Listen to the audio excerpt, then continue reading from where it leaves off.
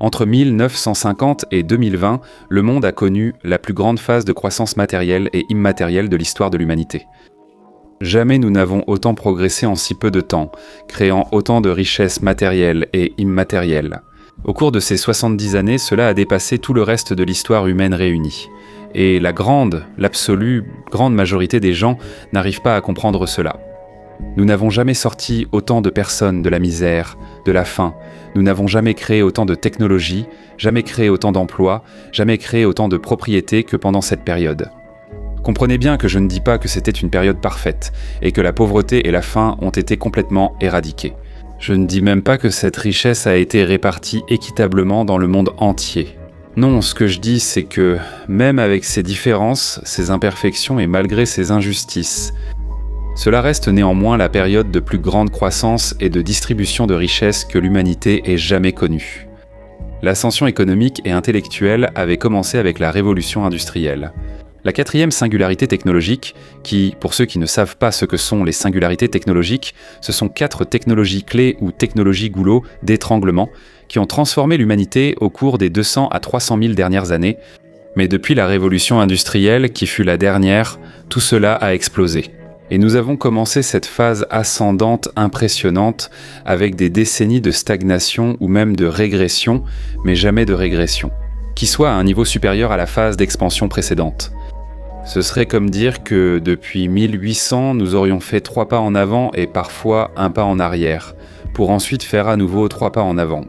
Mais à partir de 1950, nous avons fait encore plus que ces 3 pas en avant, sur une période de 220 ans.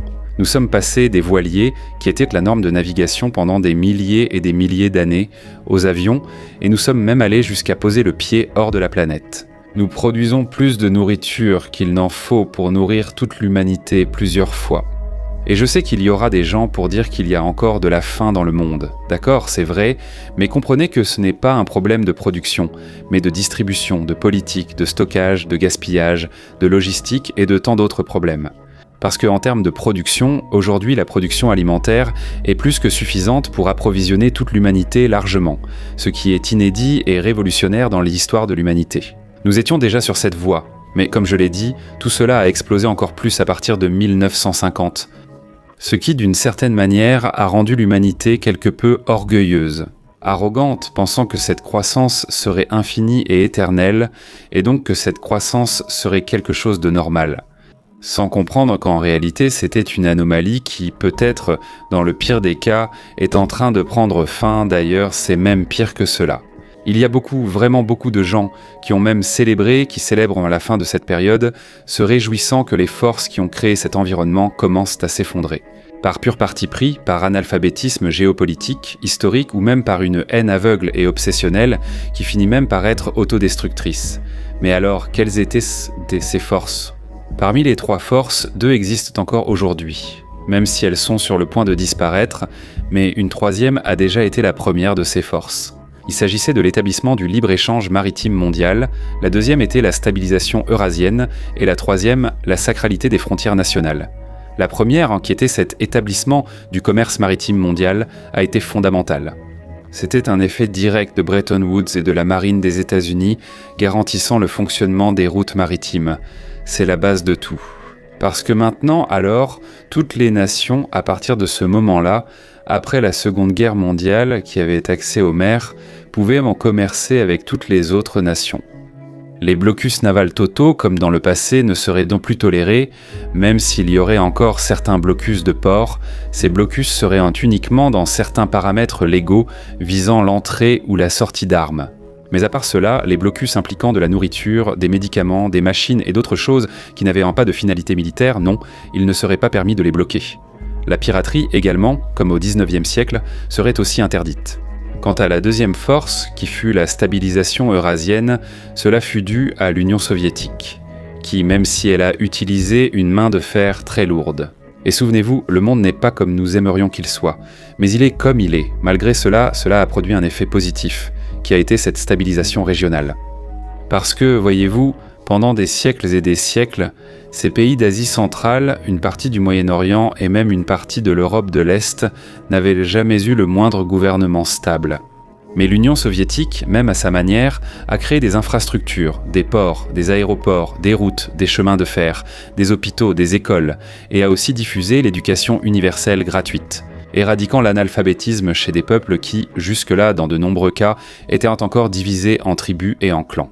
Et, en plus de cela, ils ont surtout créé des institutions bureaucratiques qui ont organisé et ont finalement pu apporter une notion d'État moderne à ces peuples, dont beaucoup n'avaient jamais eu d'État ni de gouvernement fonctionnel. Cela a généré de la stabilité, et même avec l'effondrement de l'Union soviétique dans les années 90, ces pays disposaient désormais d'infrastructures et d'une organisation politique, suffisamment pour ne pas s'effondrer. Revenus à des sociétés basées sur les clans, les tribus, face à l'Union soviétique d'ailleurs, avec la chute de l'Union soviétique et cet héritage étatique, ils ont même très bien profité de la vague de mondialisation après la guerre froide, et ils se sont beaucoup enrichis. Voyez que ce n'est pas une excuse pour l'autoritarisme, c'est accepter que cela s'est produit, cela aurait pu se passer autrement, mais ce n'est pas le cas. C'est ainsi que cela s'est passé, donc il n'y a pas de sens à discuter d'une histoire alternative, il faut simplement accepter que cela s'est passé ainsi, et que cela a généré ses effets positifs, même si cela s'est fait par de mauvais moyens. Mais alors, nous avons la troisième force, la sacralité des frontières. Comprenez que la Seconde Guerre mondiale a été tellement traumatisante, mais tellement traumatisante que tous ceux qui y ont participé ont tenu à ce que rien de semblable ne se reproduise jamais. 70 ans plus tard, ce sentiment s'est estompé. Donc c'est assez triste de voir des gens recommencer à célébrer des guerres d'annexion ou des violations de frontières, parce qu'ils ne comprennent pas l'ampleur du traumatisme que cette guerre a causé à ceux qui l'ont vécu. Parce que tous ces pays-là, même avec d'énormes rivalités géopolitiques, d'énormes rivalités idéologiques, parfois même avec de la haine mutuelle, ils ont tout fait pour s'assurer que les guerres d'annexion territoriale et de conquête ne seraient en plus jamais acceptées dans le monde moderne, en aucune façon. Bien sûr, cela n'a pas empêché qu'il y ait des guerres dans les années suivantes, mais, et c'est très important, vraiment très important que tu comprennes, ce n'étaient pas des guerres d'annexion territoriale et de conquête. Les guerres, depuis la fin de la Seconde Guerre mondiale, devraient avoir de nouveaux motifs, n'étant plus l'acquisition de territoires géographiques. Ou alors, elles devraient agir dans des zones juridiques complexes, qui ne seraient pas vraiment des conquêtes, comme durant la guerre du Vietnam ou de Corée, qui n'étaient pas des guerres de conquête. Parce que techniquement, ce n'était pas un pays qui en envahissait un autre, mais un même pays qui était divisé et qui cherchait maintenant à se réunifier. Ou si un pays en envahissait un autre, il ne le ferait qu'avec le soutien de la législation internationale, et ce ne serait pas pour le conquérir, mais pour punir la direction de ce pays. Pour une raison qui, encore une fois, je ne dis pas que c'était juste ou légitime. Mais la guerre pour l'annexion territoriale est devenue, disons, une ligne rouge dans l'acceptation des guerres. On acceptait et même on condamnait des guerres pour d'autres raisons, mais la guerre de conquête était exclue. Donc les frontières étaient considérées comme des éléments sacrés sur la scène internationale. Peu importe qu'il s'agisse d'une démocratie ou d'une dictature, on ne touchait pas à la frontière d'un autre pays. C'était si mal vu que même les alliés du pays agresseur finissaient par l'abandonner et le critiquer. Comme cela est devenu évident lorsque l'Irak a envahi le Koweït et que presque le monde entier a condamné les Irakiens, et même ceux qui ne les ont pas condamnés n'ont pas manifesté de soutien. Alors voyez que nous avions un océan ouvert et protégé pour le commerce, un continent intérieur pacifié et organisé pour la production, et une carte politique figée qui donnait à tous la sécurité pour investir et planifier l'avenir. Désormais, plus personne n'avait à dépenser presque toutes ses économies par crainte d'une invasion. Et comme je l'ai dit, cette troisième force était quelque chose de collectif, basé sur le traumatisme de la Seconde Guerre mondiale, mais elle a été dirigée par les États-Unis. Une chose que beaucoup de gens ne comprennent pas à propos des États-Unis, surtout les fans inconditionnels des États-Unis qui ne peuvent pas voir un chasseur F-22 sans avoir une érection, c'est que la principale force de ce pays n'a pas été sa technologie, ni même ses puissantes forces armées. La principale force des États-Unis, ça a été son idéologie, sa culture et ce qu'il représentait comme nouveau monde. Ils ont eu beaucoup, mais vraiment beaucoup plus de succès à rallier des pays à leur cause lorsqu'ils sont arrivés avec de l'argent et des valeurs idéologiques que lorsqu'ils sont arrivés avec leur marine et leur armée. Bien sûr, cela a beaucoup changé depuis, parce qu'ils ont changé. Mais comprenez que jusqu'aux années 90, ou au moins jusqu'aux années 2000, c'était comme ça. Ils représentaient un point de rupture avec un vieux monde, un monde qui était auparavant basé sur l'impérialisme et la conquête, alors que les Américains représentaient désormais le pragmatisme et la liberté nationale. Voyez que je ne dis pas qu'ils étaient réellement cela, ni qu'ils n'ont pas commis d'erreurs. Après tout, si vous suivez la chaîne, vous verrez qu'ils ont commis beaucoup d'erreurs, mais comprenez que c'est ce qu'ils représentaient symboliquement une série de nouvelles valeurs dans les relations internationales. Et cela a été un outil très utile pour rallier, pour attirer plus d'amis de leur côté que du côté soviétique, ce qui a également été un facteur qui a fini par les mener à la victoire dans la guerre froide. La question est que les guerres que les Américains allaient mener seraient différentes de celles menées par les principales puissances impériales du début du XXe siècle ou du XIXe siècle. Parce que ce n'étaient pas des guerres de conquête, c'était des guerres qui avaient d'autres arguments, d'autres motivations, mais ce n'était pas la conquête brute, donc c'était une rupture avec ces anciennes puissances impériales. L'impérialisme n'a pas disparu, il s'est renouvelé, seule la forme traditionnelle de l'empire a pris fin. Il ne s'agissait plus de conquête territoriale et de soumission des peuples, il s'agissait d'un impérialisme de marché, qui visait à conquérir les cœurs, les esprits et surtout le portefeuille. Qu'on le veuille ou non, même si ce n'est pas l'idéal, c'était au moins pire que les violentes guerres de conquête du passé. Oui, qu'on le veuille ou non, c'est un progrès, car le monde n'est pas idéal comme on le souhaite, mais au moins c'était moins pire. Donc cette structure mondiale que nous avons vue, qui a façonné le monde tel que nous le connaissons aujourd'hui, a été conçue par les États-Unis. Et cela a profité à tout le monde, mais évidemment, cela leur a profité encore plus. Cependant, nous arrivons alors à l'an 2000. Et en 2001, à partir de là, le monde a basculé vers ce que nous avons aujourd'hui. Ce n'est pas une bonne chose, car en 2001, les États-Unis ont subi le plus grand attentat terroriste de l'histoire, et presque le monde entier, même leurs rivaux, a partagé leur douleur. Et le soutien à l'invasion américaine de l'Afghanistan a été pratiquement unanime. Jusqu'ici, tout va bien ? Cependant, cela a eu deux effets très négatifs. Le premier, c'est que les Américains, pour la première fois, se sont sentis vulnérables et, par conséquent, ils ont surréagi.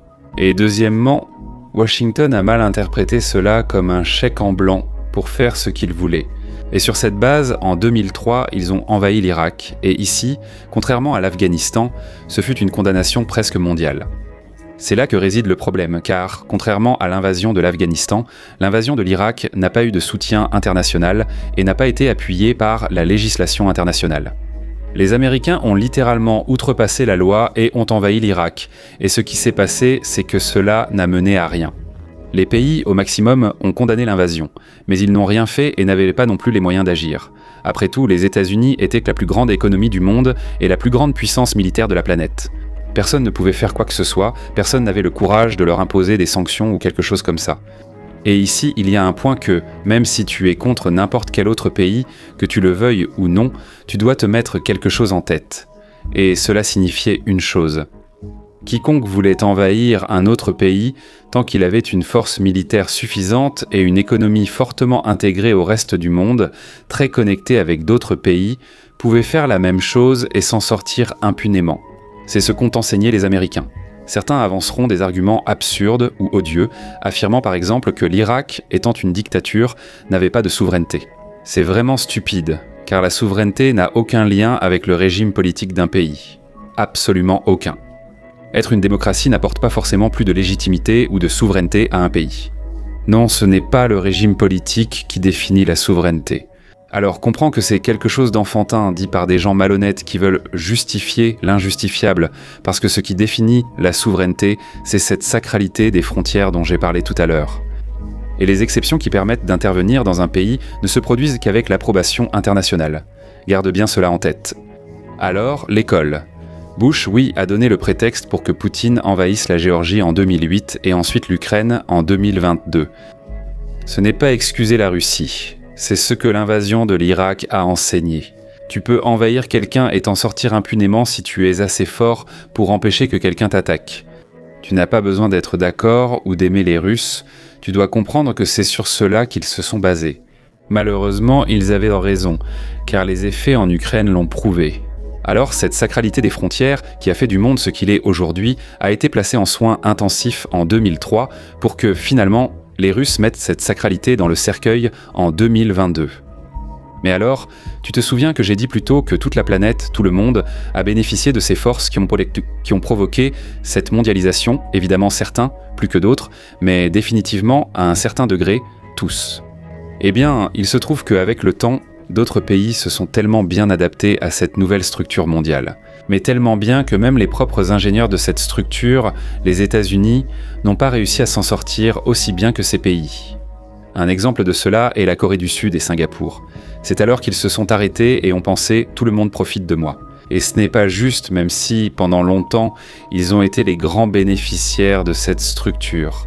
Ils ont alors constaté que d'autres pays profitaient d'eux, ce qui illustre l'élection et l'attitude de Donald Trump. Ils ont estimé qu'il n'était pas juste de financer la structure de mondialisation qu'ils avaient créée. Alors ils se replient sur ce qui est de leur intérêt immédiat. Les Amériques, l'Arctique et le Pacifique. Jusqu'ici, tout va bien. Cela aurait un effet négatif sur le système mondial, mais c'était encore quelque chose de gérable. Un ou plusieurs pays pourraient d'eux-mêmes assumer une responsabilité partielle de cette structure. Mais le problème, c'est que les Américains maintenant agissent de la même manière que les empires du XIXe siècle, voulant annexer par la force militaire et voulant conditionner qui commerce avec qui. Et c'est un problème parce que cela va à l'encontre des piliers même de l'édifice de pouvoir construit par les Américains eux-mêmes. Menacer le Danemark de prendre le Groenland par la force ou la négociation, décider avec qui le Venezuela peut commercer ou non.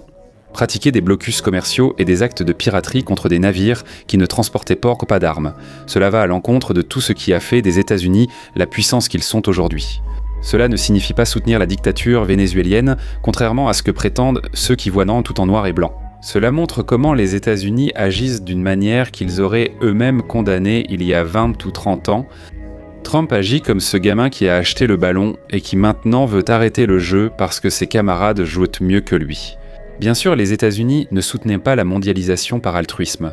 Ils la soutenaient parce qu'ils contrôlaient les règles, contrôlaient les routes, contrôlaient l'argent et contrôlaient la sécurité. Et cela donnait aux États-Unis de la prévisibilité, un accès préférentiel, de l'influence politique et du pouvoir structurel.